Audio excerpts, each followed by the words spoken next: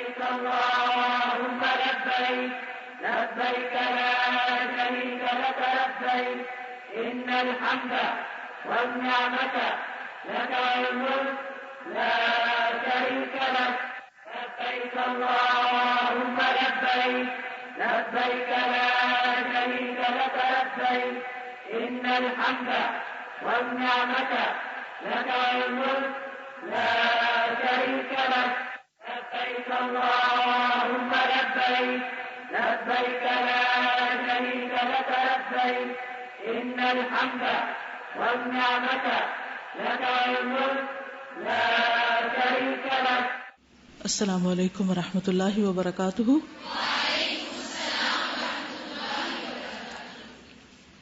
نحمده ونصلي على رسوله الكريم اما بعد فاعوذ بالله من الشيطان الرجيم. بسم الله الرحمن الرحيم.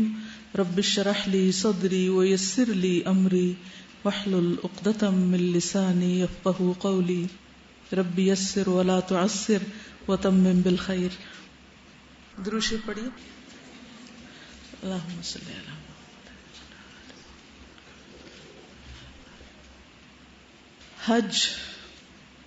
حج بیت اللہ اللہ کے راستے کا سفر ہے، شوق کا سفر، محبت کا سفر، عقیدت کا سفر، ایک روحانی سفر،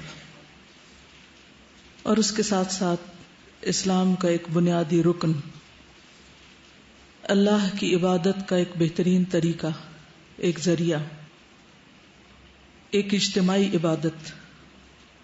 اگر دیکھا جائے تو تمام عبادات کا مجموعہ جس میں نماز، صدقہ اور بعض اوقات روزے بھی رکھے جاتے ہیں، بدنی عبادت بھی ہے، مالی عبادت بھی ہے، روحانی عبادت بھی ہے، مسلمانوں کی اتحادی قوت کا ذریعہ بھی ہے، جس میں ہر سال تقریباً 20 لاکھ لوگ جو مختلف زبانیں بولتے ہیں، مختلف رنگ، نسل، علاقوں سے تعلق رکھتے ہیں، مختلف طرح کے مزاج رکھتے ہیں، متنوع دلچسپیوں کے مالک، مختلف طرح کے کھانے کھانے والے، ہر طرح کے اختلاف اور ہر طرح کے انواع کے باوجود ایک جگہ پر اکٹھے ہوتے ہیں، ایک وقت میں اکٹھے ہوتے ہیں، ایک طرح کے اعمال کر رہے ہوتے ہیں. لاکھوں لوگوں کا بیک وقت ایک جگہ حاضر ہونا اور ایک طرح کے کام کرنا خود اپنی ذات میں ایک عظیم معجزہ ہے. اللہ سبحانہ وتعالی نے اس سفر کے بارے میں یہ بھی فرمایا کہ وَلْيَشْهَدُوا مَنَافِعَ لَهُمْ، کہ وہاں جا کر وہ اپنے لیے جو اللہ نے ان کے لیے فائدے رکھے ہیں ان کا مشاہدہ کریں، ان کو دیکھیں. امام ابو حنیفہ کہتے ہیں کہ میں سوچتا تھا کہ عبادات میں سب سے افضل عبادت کون سی ہے، اور مجھے اس میں تردد رہا، لیکن جب میں حج کر چکا تو مجھے معلوم ہوا کہ حج تمام عبادات میں افضل ہے، کیونکہ اس میں باقی عبادات بھی شامل ہو جاتی ہیں. سب سے افضل عبادت اس لیے بھی ہے کہ اس میں انسان جہاں اپنا وقت، جان، مال لگاتا ہے، ان سب کی قربانی دیتا ہے، وہاں دوسری طرف سفر حج کا ارادہ کرتے ہی انسان کے دل کی کیفیت بدلنے لگتی، اس کے جذبات میں ایک تلاطم پیدا ہو جاتا ہے، اس کی ساری توجہ اللہ سبحانہ وتعالی کی طرف ہو جاتی ہے، اس کے دل اور دماغ پر ایک ہی خیال چھا جاتا ہے کہ وہ جلد یہ شوق کا سفر اختیار کرے گا. انسان کی ساری توجہ اور دلچسپیاں ایک مرکز اور ایک نقطے پر مرکوز ہو جاتی ہیں. آہستہ آہستہ باقی دنیا سے دل اٹھنے لگتا ہے اور وہ اللہ کی دنیا کی طرف، ایک دوسری دنیا کی طرف روانہ ہونے لگتا ہے. یہ سفر آخرت کی یاد بھی دلاتا ہے، اور بہت سے مواقع ایسے ہوتے ہیں جہاں پر انسان واقعی آخرت کے اجتماع، حساب کتاب اور وہاں کی تنگی اور سختی کو کسی درجے میں محسوس کر سکتا ہے، اس کا ایک تجربہ کرتا ہے. حج بنیادی طور پر اللہ کے گھر کی زیارت کا نام ہے. اللہ کا گھر بیت اللہ کعبہ شریف، اس کی سب سے پہلی تعمیر فرشتوں کے ہاتھوں ہوئی. پھر طوفان نوح کے بعد جب یہ گھر اپنی جگہ سے ختم ہو گیا تو اللہ کے حکم سے اس کی تعمیر ابراہیم اور اسماعیل علیہ السلام نے کی. تعمیر کرنے کے بعد انہوں نے اپنے رب سے دعائیں مانگی. سورۃ البقرہ آیت نمبر 127 اور 28 میں آتا ہے وَإِذْ يَرْفَعُ إِبْرَاهِيمُ الْقَوَاعِدَ مِنَ الْبَيْتِ وَإِسْمَاعِيلُ رَبَّنَا تَقَبَّلْ مِنَّا إِنَّكَ أَنْتَ السَّمِيعُ الْعَلِيمُ رَبَّنَا وَاجْعَلْنَا مُسْلِمَيْنِ لَكَ وَمِنْ ذُرِّيَّتِنَا أُمَّةً مُسْلِمَةً لَكَ وَأَرِنَا مَنَاسِكَنَا وَتُبْ عَلَيْنَا إِنَّكَ أَنْتَ التَّوَّابُ الرَّحِيمُ. اور جب ابراہیم اور اسماعیل علیہم السلام بیت اللہ کی بنیادیں اٹھا رہے تھے تو انہوں نے دعا کی، اے ہمارے رب ہم سے قبول فرما، یقیناً تو سب کی سننے والا سب کو جاننے والا ہے. اے ہمارے رب ہم دونوں کو اپنا فرما بردار بنا اور ہماری نسلوں میں سے اپنی فرما بردار امت اٹھا اور ہمیں اپنی عبادت کے طریقے بتا اور ہمیں معاف فرما، یقیناً تو بڑا معاف کرنے والا بہت رحم فرمانے والا ہے. اللہ کے گھر کی تعمیر کے بعد اللہ سے معافی مانگ رہے ہیں.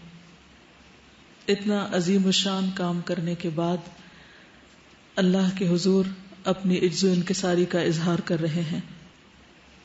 ابراہیم علیہ السلام نے یہ گھر کب بنایا؟ ہم سب جانتے ہیں کہ ابراہیم علیہ السلام آج سے تقریباً 4000 سال پہلے عراق کے ایک متمدن علاقے میں پیدا ہوئے تھے جو ایک بہت بڑا صنعتی اور تجارتی مرکز تھا. آپ آزر کی اولاد میں سے تھے. آپ پر دنیاوی ترقی کے شاندار مواقع کھلے ہوئے تھے، لیکن جس قوم میں آپ نے جنم لیا اور جس گھرانے میں آپ نے جنم لیا وہ گھرانہ شرک کے طریقے پر تھا. ابراہیم علیہ السلام کو اللہ تعالیٰ نے رشد و ہدایت سے سرفراز کیا تھا. انہوں نے اپنی قوم سے بتوں کی پوجا کے بارے میں سوال کرنا شروع کیے کہ تم ان ہستیوں کو کیوں پوجتے ہو، نہ جو بول سکتے ہیں، نہ سن سکتے ہیں، نہ دیکھتے ہیں، اور نہ ہی تمہارے کسی کام آ سکتے ہیں. قوم کے پاس اس کا کوئی جواب نہ تھا. پھر ابراہیم علیہ السلام سچائی کی تلاش میں مختلف چیزوں پر غور و فکر کرنے لگے. اپنے رب کی تلاش میں ستارے کو دیکھا تو کہا یہ میرا رب ہے. جب وہ غروب ہوا تو کہا رب غروب نہیں ہوتا. پھر چاند کو دیکھا تو کہا یہ بڑا ہے. پھر سورج کو دیکھا. بہرحال کسی بھی چیز پر اطمینان نہ ہوا. بالآخر انہوں نے اپنی قوم کو سمجھانے کے بعد ان کے طریقوں سے بغاوت کر لی، اور ایک دن جب ساری قوم اپنی عید کے روز جشن منانے کے لیے گئی ہوئی تھی تو انہوں نے پیچھے سے سارے بت توڑ دیے. یہ واقعہ اتنا بڑا تھا کہ جو سب کے نوٹس میں آیا. لوگ دوڑے دوڑے ان کے پاس آئے اور انہوں نے جواباً ان سے سوال کیے جس کے اوپر وہ ہکا بکا رہ گئے. ان کے پاس جواب نہ تھا کہ وہ ان بتوں کی عبادت کیوں کرتے ہیں. بہرحال انہوں نے اپنی قوم کو آخری بار سمجھایا لیکن قوم نہ سمجھی. آپ بادشاہ کے دربار میں طلب کر لیے گئے. آپ نے بادشاہ کے ساتھ بھی مناظرہ کیا، نمرود کے ساتھ. اور مناظرہ کس بات پر تھا کہ تم اگر ہمارے ان بتوں کو نہیں پوچھتے تو تمہارا رب پھر کون ہے؟ تو انہوں نے کہا میرا رب وہ ہے جو زندگی دیتا ہے اور موت دیتا ہے. تو کہنے لگا میں بھی زندگی اور موت دے سکتا ہوں. کہا میرا رب وہ ہے جو سورج کو مشرق سے نکالتا ہے، تو اسے مغرب سے نکال کر دکھا. تو وہ حیران ہو گیا، لیکن اسے ابراہیم علیہ السلام کی بات پھر بھی سمجھ نہ آئی کیونکہ وہ سمجھنا چاہتا ہی نہیں تھا.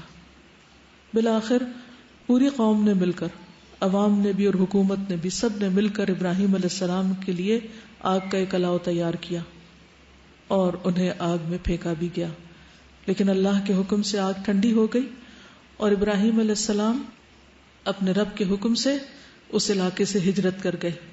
آپ کے ساتھ آپ کی اہلیہ سارہ اور بھتیجے لوط علیہ السلام بھی تھے. آپ اپنے رب کی طرف ہجرت کر گئے کہ اب میرا رب مجھے راہ دکھائے گا. وہاں سے آپ حران کے علاقے میں تشریف لے گئے. حران سے فلسطین کی طرف گئے، پھر وہاں سے تبلیغ کی غرض سے دوسرے علاقوں کی طرف روانہ ہوئے. مصر جانے کا اتفاق ہوا. وہاں پر حضرت سارہ کو بادشاہ نے ایک خوبصورت لڑکی دیکھ کر اپنے لیے مخصوص کرنا چاہا، لیکن اللہ کے حکم سے ایک ایسا معجزہ ہوا کہ بادشاہ ان پر قابو نہ پا سکا اور انہیں بخیر و عافیت ابراہیم علیہ السلام کے ساتھ رخصت کیا. نہ صرف یہ کہ رخصت کیا بلکہ ساتھ حضرت ہاجرہ کو بھی تحفے میں دیا. ابراہیم علیہ السلام اپنے مقصد کے لیے یعنی اللہ کی توحید کی طرف بلانے کے لیے مختلف علاقوں میں جاتے. اس دوران 75 سال کی عمر میں یا بعض روایات میں اس سے کچھ زیادہ سال کی عمر میں اللہ تعالیٰ نے انہیں حضرت ہاجرہ سے ایک بیٹا عطا کیا، اسماعیل علیہ السلام. حضرت سارہ سے چونکہ اولاد نہیں تھی لہذا حضرت سارہ اور حضرت ہاجرہ کا اکٹھا رہنا مشکل ہو گیا. تو اللہ کے حکم سے ابراہیم علیہ السلام حضرت ہاجرہ اور اسماعیل علیہ السلام کو لے کر مکہ آ گئے. وہ سفر جو عراق سے شروع ہوا تھا، ایک سرسبز علاقے سے، ایک متمدن اور ترقی یافتہ علاقے سے جہاں زندگی کی ساری سہولتیں موجود تھیں، اللہ کا یہ بندہ مختلف مراحل طے کرتے ہوئے بالآخر اپنے مقام پر آ پہنچا اور اللہ کے حکم سے اپنی بیوی اور بیٹے کو اس جگہ پر لا بسایا جہاں پھر بڑے ہو کر اسماعیل علیہ السلام نے اپنے والد کے ساتھ وہ گھر تعمیر کیا جسے بیت اللہ کہا جاتا ہے.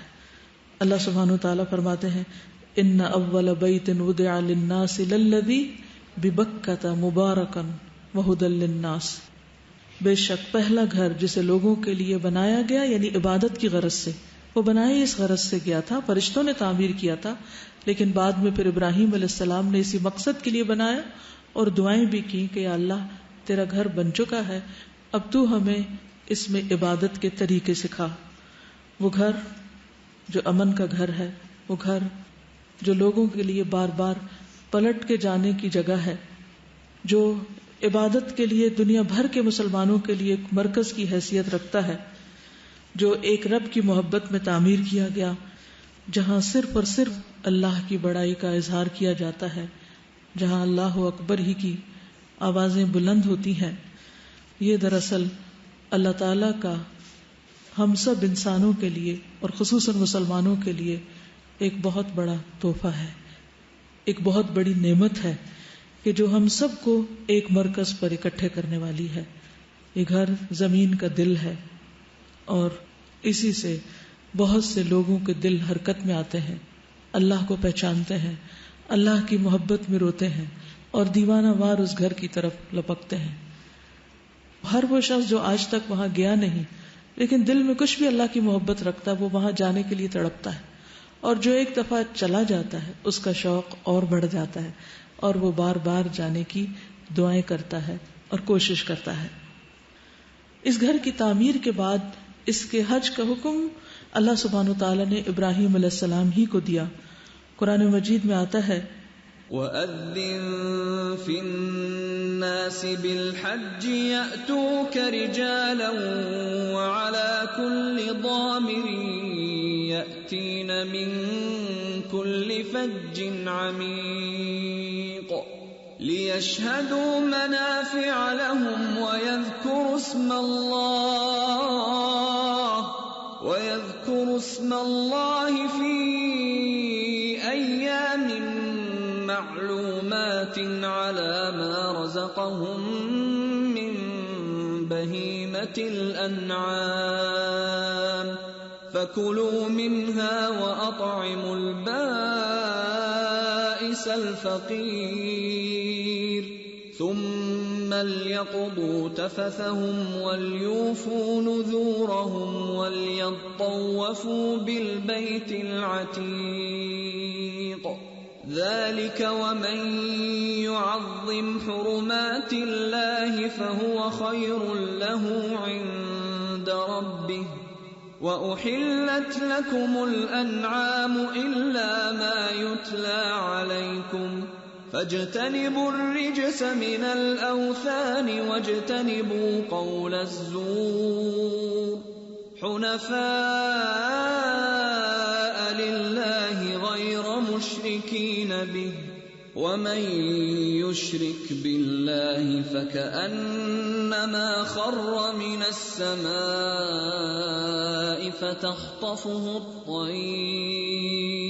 فتخطفه الطير أو تهوي به الريح في مكان سحيق ذلك ومن يعظم شعائر الله فإنها من تقوى القلوب لكم فيها منافع إلى أجل مسمى ثم محلها إلى البيت العتيق ولكل أمة جعلنا منسكا ليذكروا اسم الله على ما رزقهم من بهيمة الأنعام فإلهكم إله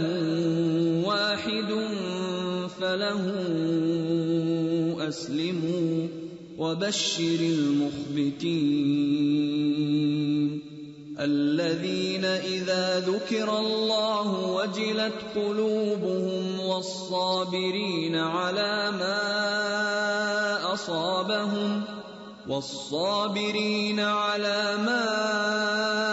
أصابهم والمقيم الصلاة ومما رزقناهم ينفقون والبدن جعلناها لكم من شعائر الله لكم فيها خير فاذكروا اسم الله عليها صواف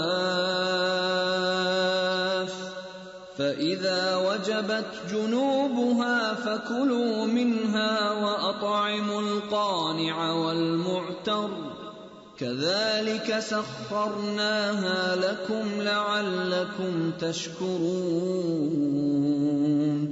لن ينال الله لحومها ولا دماؤها ولكن يناله التقوى منكم كذلك سخرها لكم لتكبروا الله على ما هداكم وبشر المحسنين اور لوگوں میں حج کا اعلان کر دو، وہ تمہارے پاس پیدل اور دبلے اونٹوں پر ہر دور کی گھاٹی سے آئیں گے، دور دراز کے مقامات سے، دور دراز کی راہوں سے اونٹوں پر بیٹھ کر، اور جن کے پاس سواریاں نہ ہو وہ پیدل بھی آئیں گے اس گھر کی محبت میں۔ اس 4000 سال کی تاریخ میں کوئی ایک دن بھی ایسا نہیں رہا کہ جب لوگ اس گھر کی زیارت کے لیے دور دراز کے علاقوں سے جاتے نہ رہے ہوں۔ وہ گھر ہمیشہ آباد رہا، اور جو جو وقت گزرتا جا رہا ہے اس گھر کی آبادی میں اضافہ ہی ہوتا چلا جا رہا ہے، اور اس کی محبت اور اس کی طرف جانے کا شوق بڑھتا ہی چلا جا رہا ہے۔ ابراہیم علیہ السلام اور اسماعیل علیہ السلام نے جو دعا کی تھی وہ تھی وَأَرِنَا مَنَاسِكَنَا، کہ اللہ حکم تو نے دیا ہے حج کا، تو اب ہمیں حج کے طریقے بھی تو ہی سکھا دے۔ اور اس کے لیے لفظ مناسک استعمال ہوا ہے۔ مناسک منسک کو کہتے ہیں وہ مقام جہاں نسک کا عمل کیا جاتا ہے، یعنی ویسے تو منسک ہر عبادت کے لیے بھی آتا ہے، لیکن خاص طور پر اعمال حج کے لیے یہ لفظ استعمال ہوتا ہے۔ ابراہیم علیہ السلام نے اللہ تعالیٰ کے سکھائے ہوئے طریقوں کے مطابق حج کے مناسک خود بھی ادا کیے، اور ان کے ساتھ اسماعیل علیہ السلام نے، اور پھر ان کے بعد ان کی نسل اور عربوں میں جو بھی لوگ آتے رہے، اور باہر سے بھی دیگر انبیاء اور دیگر لوگ حج کے لیے کیونکہ حج اس وقت سے ایک فرض عبادت رہی ہے. تو یہ سلسلہ جاری رہا، لیکن پھر آہستہ آہستہ جب عربوں کے اندر شرک کی بیماری آ گئی تو اس گھر کو بھی شرک کا مرکز بنا لیا گیا. وہ جگہ جو خالصتاً توحید کے لیے آباد کی گئی تھی وہاں بھی شرک سرایت کر گیا. نہ صرف یہ کہ وہاں بتوں کی پوجا ہونے لگی، بلکہ عبادت کے یا حج کے جو دیگر طریقے اور مناسک اللہ تعالیٰ نے ابراہیم اور اسماعیل علیہ السلام کو سکھائے تھے، ان مناسک میں بھی من مانی تبدیلیاں کر لی گئیں. اس لیے ہم دیکھتے ہیں کہ نبی صلی اللہ علیہ وسلم نے خود حج کیا بھی اور ہر موڑ پر اس کی تعلیم بھی دی. ہر مرحلے پر ایک ایک رکن کو تعلیم کے انداز میں ادا کر کے دکھایا اور سکھایا، اور تلقین بھی کی کہ خذوا عنی مناسککم، تم مجھ سے حج کے طور طریقے سیکھ لو. یعنی آپ نے خود اپنا فرض بھی ادا کیا اور ساتھ سکھایا بھی، دونوں کام ساتھ ساتھ ہوتے رہے. اس لیے ہم دیکھتے ہیں کہ حج کا طریقہ پوری وضاحت کے ساتھ نبی صلی اللہ علیہ وسلم کی سنت کے مطابق احادیث کی کتابوں میں موجود ہے. قرآن مجید کے ذریعے بھی ہمیں کچھ تعلیمات ملتی ہیں اور کچھ تعلیم ہمیں نبی صلی اللہ علیہ وسلم کے عملی نمونے سے ملتی ہے. تو سب سے پہلی بات تو یہ ہے کہ حج کا جو لفظ ہے یہ حج اور حج دونوں طرح استعمال ہوتا ہے، جس کا لفظی معنی ہوتا ہے زیارت کرنا، ارادہ کرنا، قصد کرنا. اور کس چیز کا ارادہ، کس چیز کا قصد؟ اللہ کے گھر کا ارادہ، اللہ کے گھر کی زیارت، جو ایک خاص عبادت ہے، خاص اعمال کا مجموعہ ہے، جو خاص طریقے پر، خاص دنوں میں، خاص مقامات پر ادا کیے جاتے ہیں. خاص اعمال، خاص طریقہ، خاص دنوں میں، خاص جگہوں پر. یعنی من مانے طریقے سے نہیں ہو سکتا، اپنی مرضی کی جگہ پر نہیں ہو سکتا، مرضی کے دنوں میں نہیں ہو سکتا. یعنی اس میں ایک ایک سٹیپ کو نبی صلی اللہ علیہ وسلم کے طریقے کے مطابق ادا کیا جائے تو ہی حج ہوتا ہے. حج 9 ہجری میں فرض ہوا. نبی صلی اللہ علیہ وسلم نے اس سال ابو بکر رضی اللہ تعالی عنہ کی قیادت میں حج کا قافلہ روانہ کیا. ساتھ اعلان کیا کہ آئندہ سال کوئی شخص ننگے حج نہیں کرے گا اور کوئی شخص وہاں پر شرک نہیں کرے گا، مشرک حج کے لیے نہیں آئے گا. جب بیت اللہ ہر طرح کے شرک سے پاک ہو گیا تو نبی صلی اللہ علیہ وسلم نے خود 10 ہجری میں پہلا اور آخری حج کیا، اور یہ حج حجۃ الوداع کے نام سے مشہور ہے، جس میں آپ نے وہ مشہور تاریخی خطبہ بھی دیا جس کو خطبہ حجۃ الوداع کہا جاتا ہے. یہ اسلام کے بنیادی ارکان میں سے ہے جو صاحب حیثیت افراد پر زندگی میں ایک بار فرض ہے. اگرچہ حج ایک فرض عبادت ہے لیکن اس کے ادا کرنے کی فضیلت بھی بہت زیادہ آئی ہے، اس کے بہت فائدے ہیں. قرآن مجید میں جیسا کہ آتا ہے لِيَشْهَدُوا مَنَافِعَ لَهُمْ، وہاں جا کر بھی کچھ فائدے نظر آتے ہیں، وہاں سے واپس آ کر بھی انسان کی زندگی میں، اور پھر آخرت کے سفر یعنی آخرت کی زندگی میں اور قیامت کے دن بھی اس کے بہت سے فائدے انسان دیکھے گا اپنے نامہ اعمال میں اگر اس نے حج مبرور کیا ہو. تو آئیے چند ایک احادیث ہم حج کی فضیلت کے بارے میں پڑھتے ہیں کہ نبی صلی اللہ علیہ وسلم نے اس بارے میں کیا فرمایا. ابو ہریرہ کہتے ہیں کہ نبی صلی اللہ علیہ وسلم سے سوال کیا گیا ای العمل افضل؟ فقال ایمان باللہ ورسولہ. قیل ثم ماذا؟ قال الجہاد فی سبیل اللہ. قیل ثم ماذا؟ قال حج مبرور. ابو ہریرہ کہتے ہیں کہ آپ سے سوال کیا گیا کہ کون سا عمل سب سے افضل ہے؟ فرمایا اللہ اور اس کے رسول پر ایمان لانا. کہا گیا اس کے بعد؟ فرمایا اللہ کی راہ میں جہاد کرنا. پوچھا گیا اس کے بعد؟ آپ نے فرمایا حج مقبول، حج مبرور۔ حج مبرور کا معنی کیا ہے؟ ایسا حج جو صرف اور صرف اللہ کی خاطر کیا گیا ہو، اس میں کوئی دکھاوا، ریاکاری نہ ہو، اور جس میں سنت رسول صلی اللہ علیہ وسلم کی پوری پوری پیروی کی جائے، کیونکہ عمل وہی مقبول ہے، بہترین ہے جو آپ کے طریقے پر کیا گیا ہو۔ تو یہ ایک سبمیشن کا سفر ہے، اطاعت کا سفر ہے، فرما برداری کا سفر ہے۔ ابراہیم علیہ السلام اور اسماعیل علیہ السلام دونوں نے گھر کی تعمیر کرنے کے بعد جو دعائیں مانگی تھی، ان میں کیا مانگا تھا؟ ربنا وجعلنا مسلمین لک۔ یہ گھر تو بنا دیا ہے، لیکن اب ہمارے اندر کیا پیدا کر دے؟ اسلام کی خو، تابعداری، فرما برداری، مسلمین لک۔ اور پھر نہ صرف یہ کہ ہم مسلمان ہوں، تیرے فرما بردار، بلکہ آئندہ نسلیں بھی۔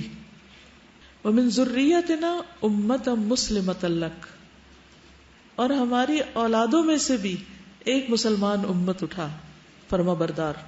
تو حج کا سفر فرما برداری کا سفر ہے، چاہے کوئی بات عقل میں آئے یا نہ آئے، کسی چیز میں بظاہر وقتی طور پر فائدہ نظر آئے یا نہ آئے، ہر کام نبی صلی اللہ علیہ وسلم کے بتائے ہوئے کیے ہوئے طریقے کے مطابق کرتے چلے جانا۔ کیوں؟ کیونکہ بات ساری اطاعت کی ہے، وفاداری کی ہے، فرما برداری کی ہے، سر تسلیم خم ہے، یہ کر لو، ہم نے کر لیا۔ اسلم، ابراہیم علیہ السلام کو جب اللہ سبحانہ وتعالی نے فرمایا تھا اذ قال له ربه اسلم، تو انہوں نے جواب میں کیا فرمایا؟ قال اسلمت لرب العالمین۔ جب تیرے رب نے ابراہیم سے کہا کہ سر جھکا دو، اسلام قبول کر لو، فرما بردار بن جاؤ، قال اسلمت لرب العالمین، کہا کہ میں رب العالمین کے لیے فرما بردار بن گیا۔ یہی دراصل حج کا سبق ہے کہ یہ فرما برداری کا سفر ہے۔ اس سفر میں جہاں خوشی ہوتی وہاں مشکلات بھی ہوتی ہیں، وہاں قربانیاں بھی ہوتی ہیں۔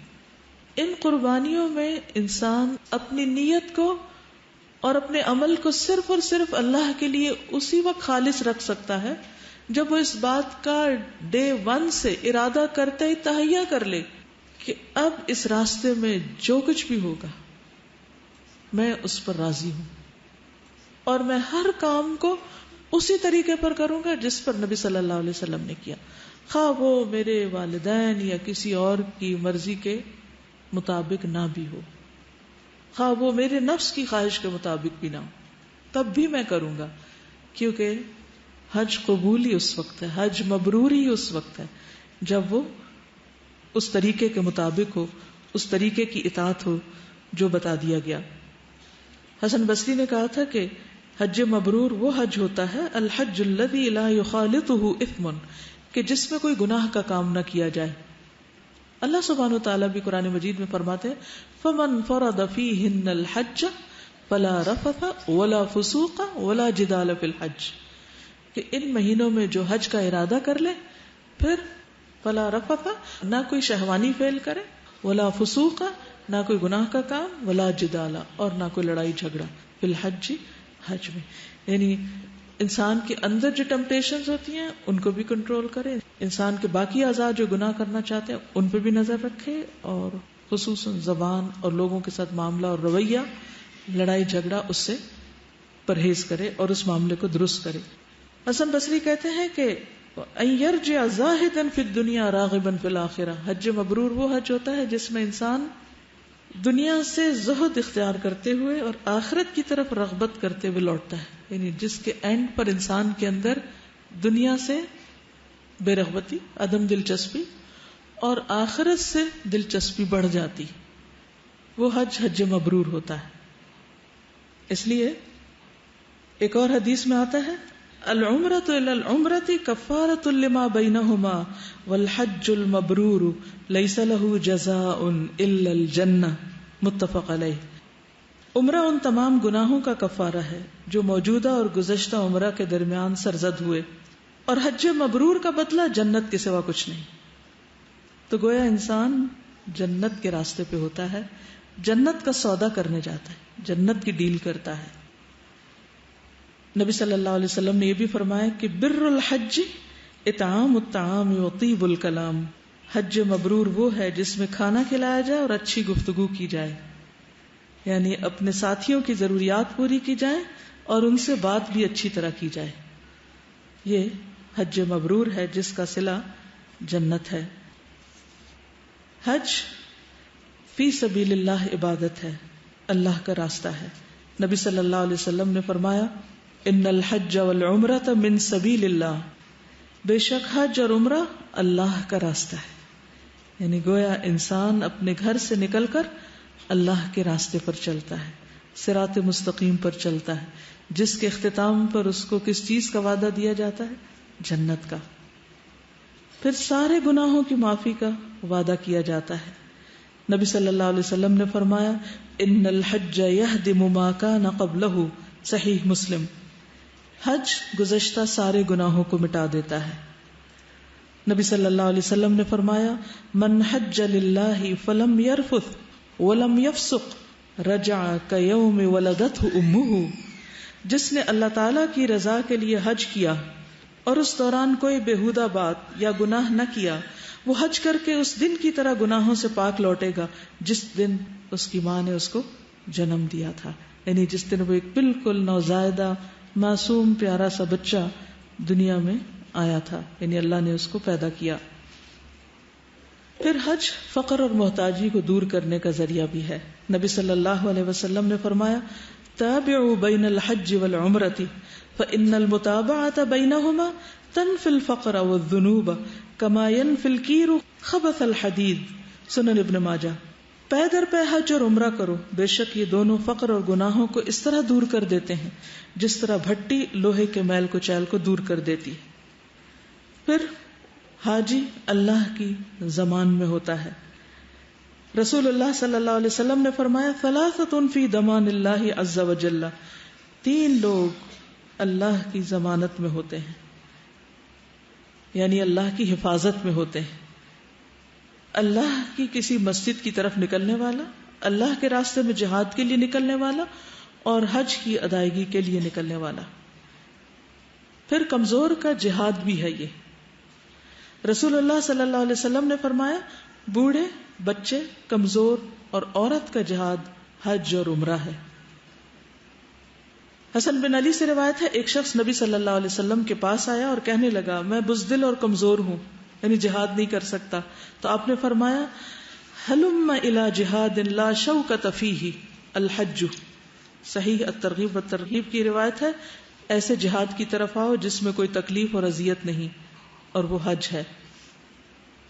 ام المومنین حضرت عائشہ کہتی ہیں میں نے نبی صلی اللہ علیہ وسلم سے جہاد کی اجازت مانگی، یعنی حضرت عائشہ جب اس کی اتنی فضیلت تھی تو ان کو بھی شوق آیا.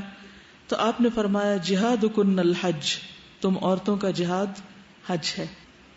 حضرت عائشہ کہتی ہیں کہ ازواج مطہرات نے نبی صلی اللہ علیہ وسلم سے جہاد کی اجازت مانگی تو آپ نے فرمایا نعم الجہاد الحج، حج بہت ہی عمدہ جہاد ہے.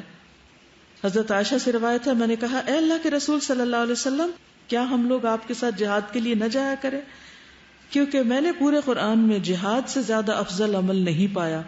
آپ نے فرمایا لا ولکن احسن الجہاد واجملہ حج البیت حج مبرور. سنن النسائی کی روایت ہے نہیں بلکہ تمہارے لیے افضل ترین اور سب سے زیادہ بہتر جہاد بیت اللہ کا حج ہے جو کہ حج مبرور ہے.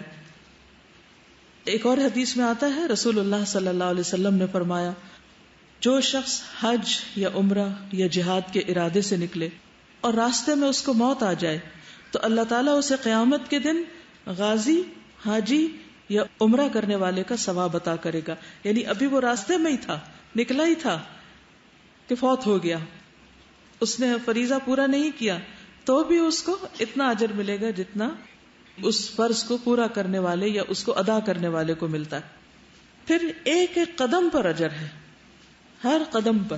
یعنی حاجی جب گھر سے نکلتا ہے، قدم باہر نکالتا ہے، سیڑھی اترتا ہے، دروازے سے نکلتا ہے، گاڑی میں بیٹھتا ہے، پھر گاڑی چلتی ہے، پھر ایئرپورٹ پہ جاتا ہے، پھر وہاں سے جہاز چلتا ہے، پھر ایئرپورٹ پہ اترتا ہے، پھر گاڑی میں بیٹھتا ہے، پھر وہ مکہ تک پہنچتا ہے.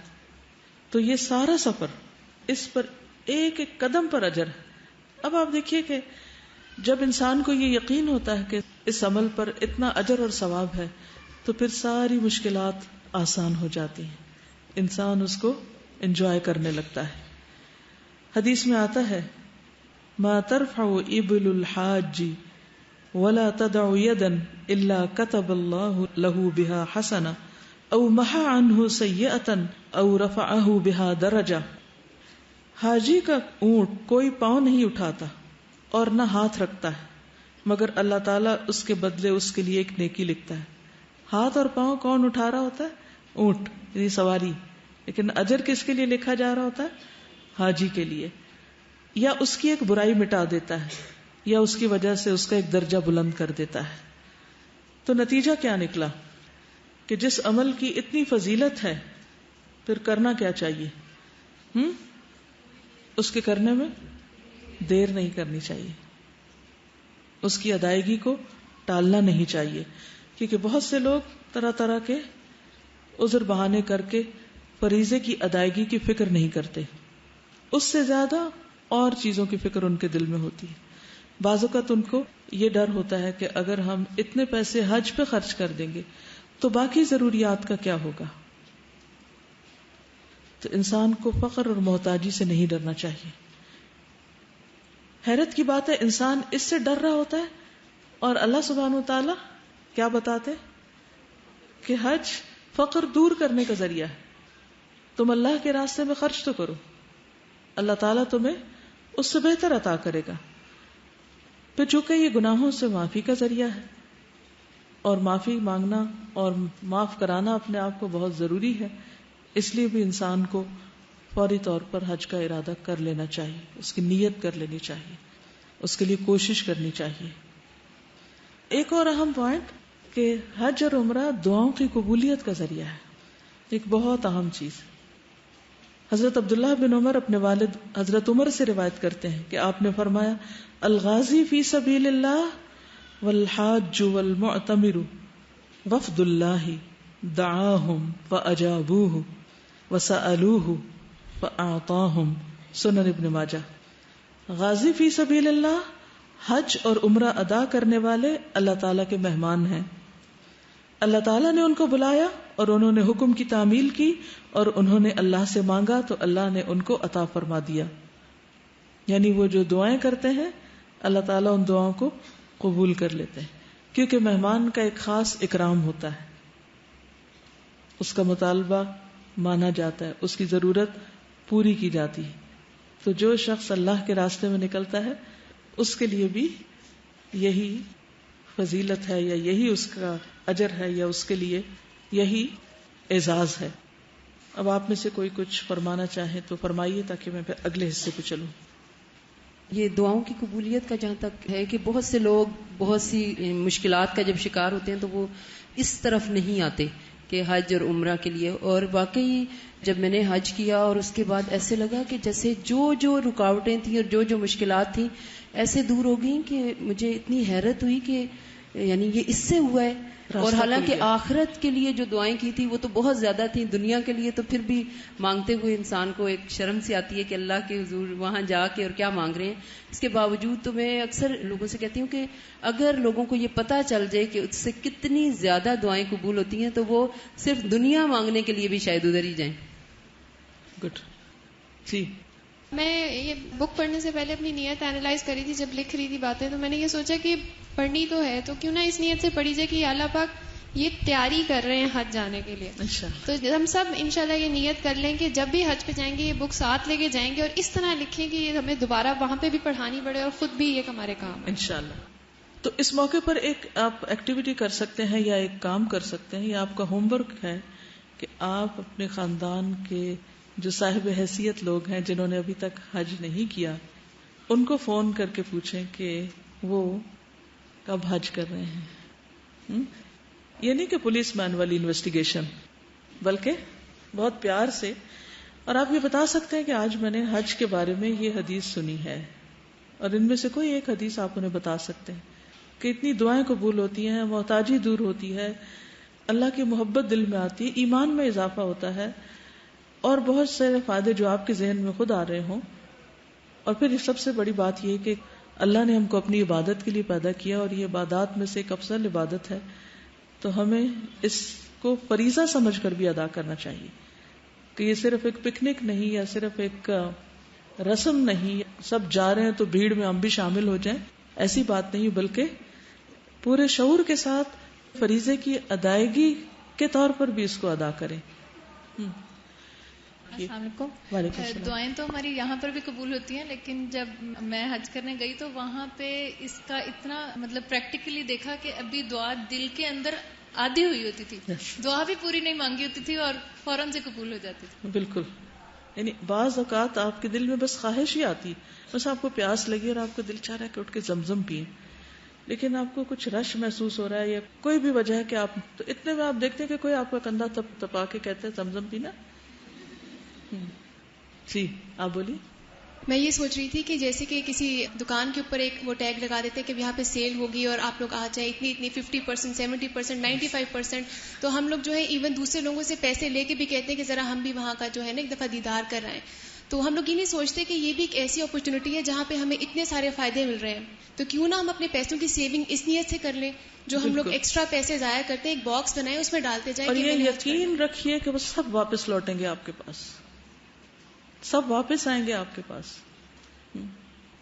میں نے جو نوٹس کیا کہ میز میں جب عمرہ کرنے گئے تو اس سے پہلے ان کے مطلب غصہ میرا بہت آتا تھا. جب وہ عمرہ کر کے واپس لوٹے تو میں کہ یہ چیز خاص طور پہ نوٹس کی کہ وہ جو کیفیت تھی نا وہ چینج ہو چکی تھی. یعنی عادات کی اصلاح بھی ہوتی ہے, عبادات کی پابندی کا بھی انسان عہد کرتا ہے. بہت سے لوگ جو پہلے نماز نہیں پڑھتے وہ حج کرنے کے بعد نماز کی پابندی شروع کر دیتے ہیں, زکوٰۃ جو نہیں دیتے وہ زکوٰۃ دینے لگتے ہیں, اپنے دیگر فرائض کو ادا کرنے لگتے ہیں, ان کے اندر واقعی ایک تبدیلی آتی. تو یہ تبدیلی کا سفر بھی ہے.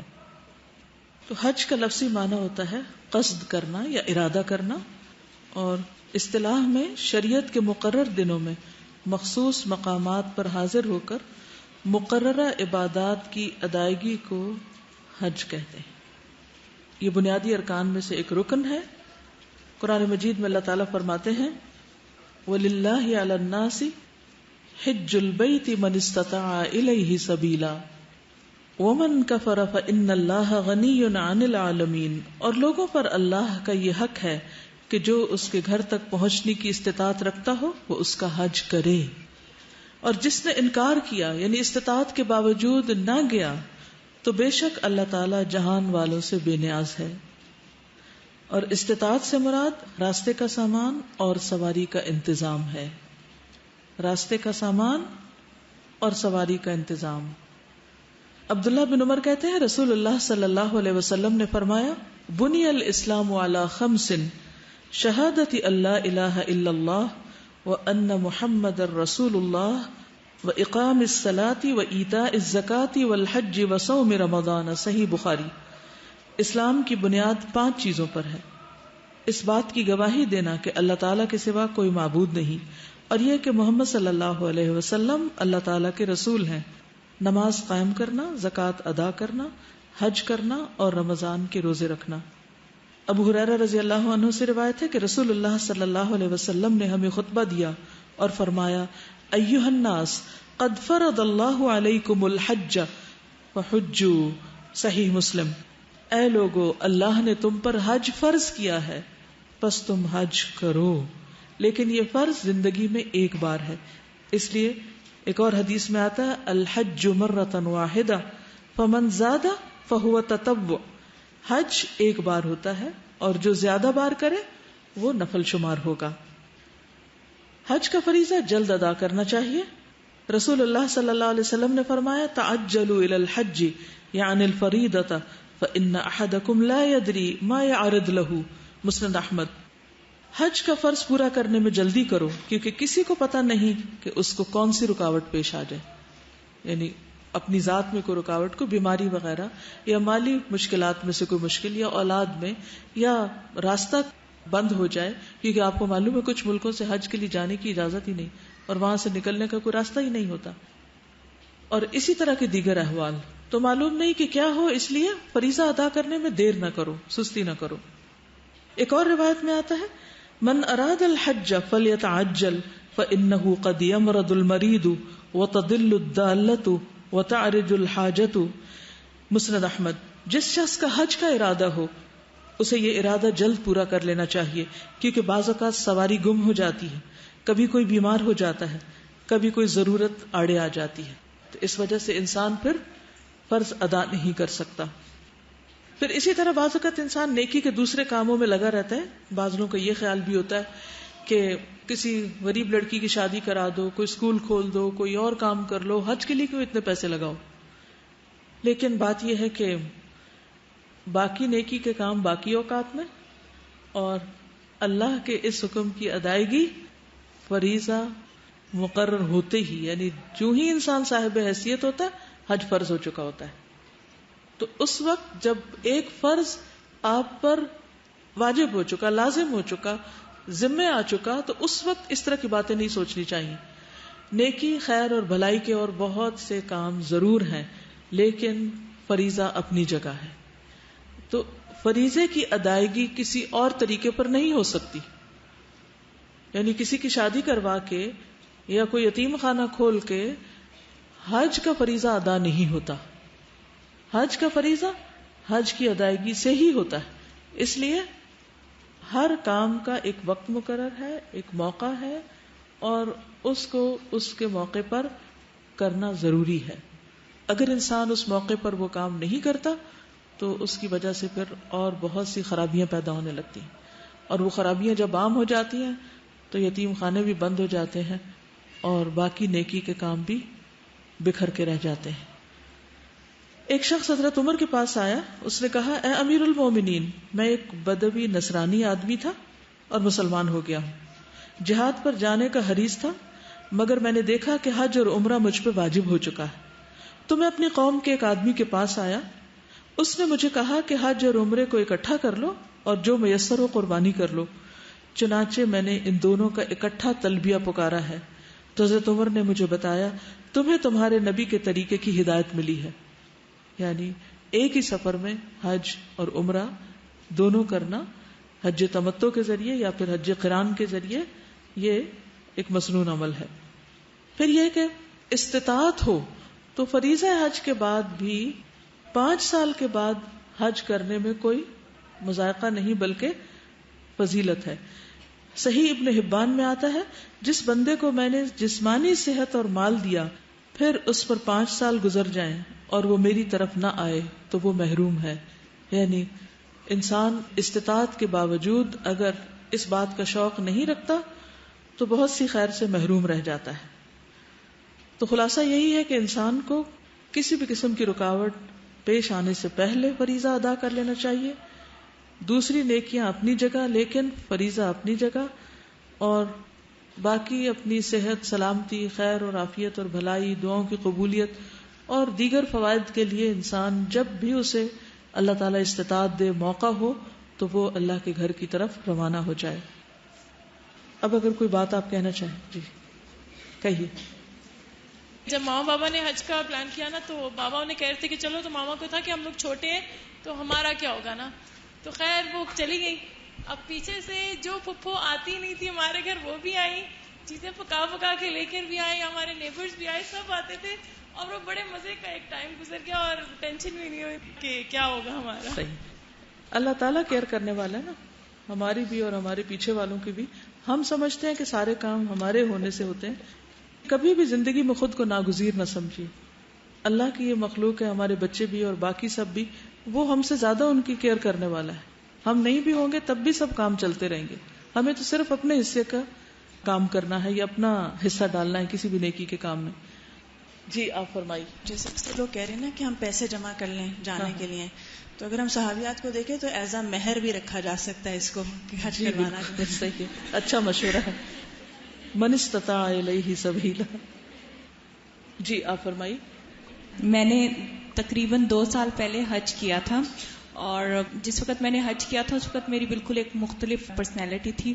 اور جس وقت میں حج کرنے جا رہی تھی اس وقت بھی میرے ذہن میں بس یہ تھا کہ حج چونکہ فرض ہے تو میں نے کرنا ہے، تو بس اس کو ایز اے فرض سمجھ کے میں جا رہی تھی، اور اس کے علاوہ میری کوئی خاص ایسی فیلنگز نہیں تھی. لیکن جس دن میں نے یوم عرفات گزار لیا اور جس وقت شام ہو گئی تو میری ایسی حالت تھی کہ میں بالکل جیسے کوئی شوق میں نہیں ہوتا، اور میں کہہ رہی تھی یہ کیا دن تھا، مطلب میں اس کو ایکسپلین نہیں کر سک رہی تھی کسی کو، اور میں بالکل حیران سی کھڑی ہوئی بھی تھی، اور میں کہہ رہی تھی کہ میں تو بس ایسے ہی آ گئی تھی یہاں پر، مجھے تو پتہ ہی نہیں تھا کہ یہ اتنی بڑی عبادت ہے. اور وہ ابھی میں نے جب حضرت ابو حنیفہ کا پڑھا کہ ان کو بھی سمجھ نہیں آئی تھی اور ان کو یہ حج کر کے سمجھ آئی، تو مجھے اپنی فیلنگ سمجھ آ گئی کہ جب میں نے حج کیا تھا تو مجھے بھی اس وقت تک نہیں پتا تھا، لیکن جب میں نے حج کیا تو میں نے کہا واقعی اس سے بڑی عبادت اور کوئی نہیں ہے. جزاک اللہ خیر.